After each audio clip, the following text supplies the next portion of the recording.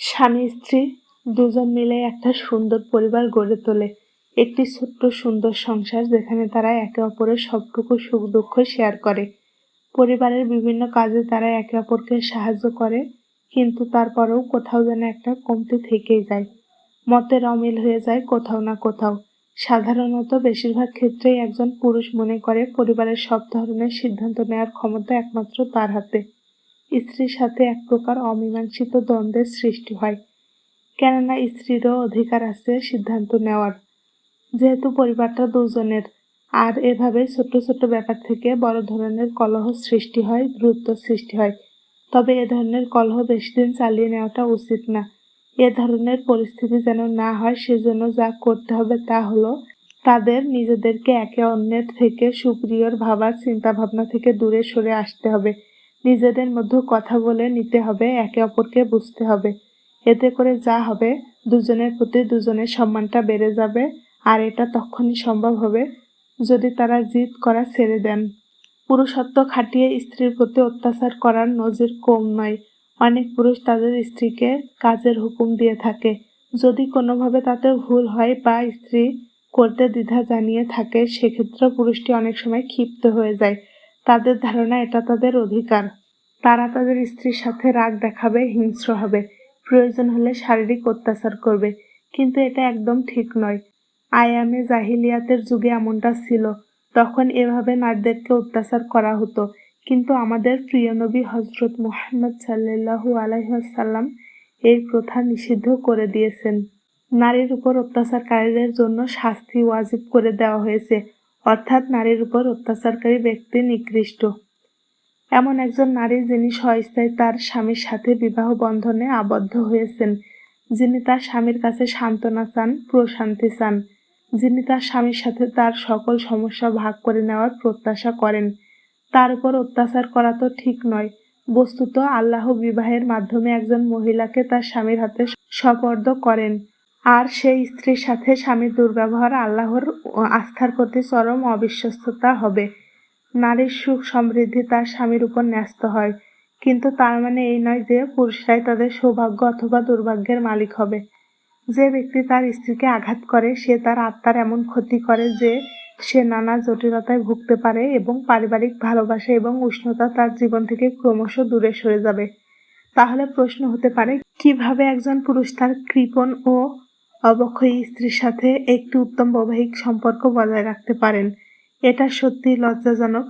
মহানবী সাল্লাল্লাহু আলাইহি ওয়াসাল্লাম বলেন, হে পুরুষেরা, তোমাদের মধ্যে কেউ তার স্ত্রীর গায়ে হাত তুললে অবশ্যই অনুতপ্ত হবে। তোমরা স্ত্রীকে জড়িয়ে ধরবে। যদি কোনো ব্যক্তি তার স্ত্রীর কাছ থেকে তার প্রাপ্য এবং নির্দিষ্ট অধিকার না পায়, তবে সেক্ষেত্রে সে তার স্ত্রীকে বাধ্য করতে পারবে না। উদাহরণস্বরূপ, কোনো মহিলা গৃহ পরিষ্কার করা, রান্না করা, ধোয়া মোছা, শিশুর যত্ন নেওয়া, বুনন, সেলাই ইত্যাদি মতো দায়িত্ব পালন করতে বাধ্য নয়।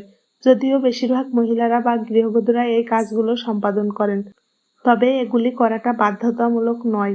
পুরুষদের উচিত তাদের স্ত্রীদের ঘরের কাজের জন্য তাদের প্রতি কৃতজ্ঞ হওয়া। অতএব গৃহস্থালির কাজ সম্পাদন করতে অস্বীকার করলে তার স্ত্রীকে জিজ্ঞাসা বা শাস্তি দেওয়ার কোনো অধিকার একজন পুরুষের নেই।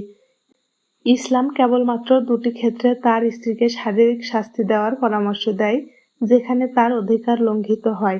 এক, একজন পুরুষকে ইসলামিকভাবে এবং আইনত তার স্ত্রীর কাছ থেকে যৌন তৃপ্তি, সন্তুষ্টি পেতে এবং এই সম্পর্কে থেকে সমস্ত প্রকার উপভোগ করার অনুমতি দেওয়া হয়েছে। স্বামীর যৌন আকাঙ্ক্ষা পূরণ করা স্ত্রীর কর্তব্য। যদি কোনো মহিলা তার স্বামীকে সন্তুষ্ট করতে অস্বীকার করে, তবে স্বামীর প্রথমে তাকে সুশৃঙ্খলভাবে রাজি করানো উচিত। তবে কোনো পুরুষ যদি মনে করে যে তার স্ত্রী তাকে প্রত্যাখ্যান করার চেষ্টা করছে এবং সে যদি পরিস্থিতি সহ্য করতে না পারে, তবে নির্ধারিত পর্যায়গুলি পর্যবেক্ষণ করে তাকে শাস্তি দিতে পারে। পবিত্র কোরআনে আল্লাহ তাআলা বলেন, এবং যাদের বিষয়ে তুমি আশঙ্কা করো তাদেরকে উপদেশ দাও এবং তাদেরকে নির্জন জায়গায় ছেড়ে দাও এবং তাদেরকে মারধর করো। তবে যদি তারা তোমার কথা মেনে চলে, তবে তাদের বিরুদ্ধে কোনো পথ অনুসরণ করবেন না। নিশ্চয়ই আল্লাহ পরাক্রমশালী। সুতরাং কুরআন তার স্ত্রীর যৌন আকাঙ্ক্ষা সম্পর্কিত কোনো মহিলার সাথে অযৌক্তিক আচরণের ক্ষেত্রে শাস্তির চূড়ান্ত পর্যায় হিসেবে স্ত্রীকে মারধর করার অনুমতি দেয়। প্রথম পর্যায়ে পরামর্শ দেওয়া হচ্ছে পুরুষটিকে তার বিছানা আলাদা করতে হবে এবং তার বিপরীত দিকে ফেরা উচিত এবং এইভাবে তার ক্ষোভ প্রকাশ করা উচিত। দ্বিতীয় পর্যায়ে যদি ইতিবাচক কিছু না ঘটে এবং এখনো মহিলা তার স্বামীকে প্রত্যাখ্যান করে তবে তাকে মারধরের অনুমতি দেওয়া হয়। তবে অবশ্যই খেয়াল রাখতে হবে একজন পুরুষের নির্ধারিত সীমা অতিক্রম করা এবং নিপীড়ন করার অনুমতি নেই।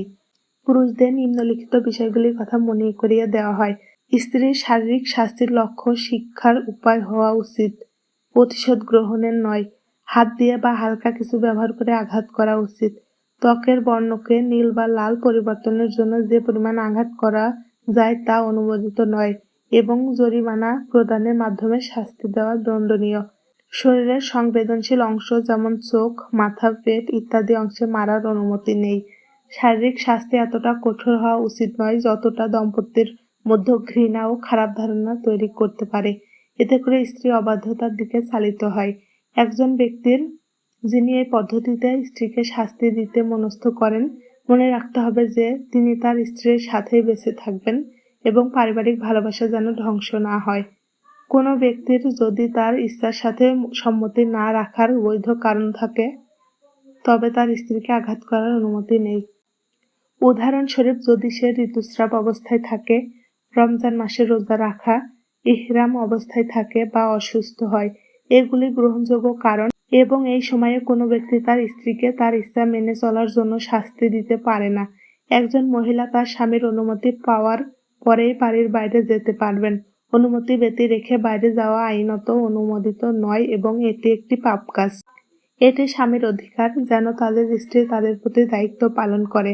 তবে এই ক্ষেত্রে পুরুষদের স্ত্রীর সাথে খুব কঠোর হওয়া উচিত নয়। তাদের পক্ষে যখনই সম্ভব প্রয়োজনে তাদের স্ত্রীদের বাইরে যেতে দেওয়া উচিত। পুরুষদের এই অধিকার বলতে তাদের শক্তি প্রদর্শন বা স্ত্রীদের উপর চাপ প্রয়োগ করার চেষ্টা বোঝানো নয়, বরং মহিলাদের অনাকাঙ্ক্ষিত এবং অনুপযুক্ত স্থানে যেতে বাধা দেওয়ার উপায়।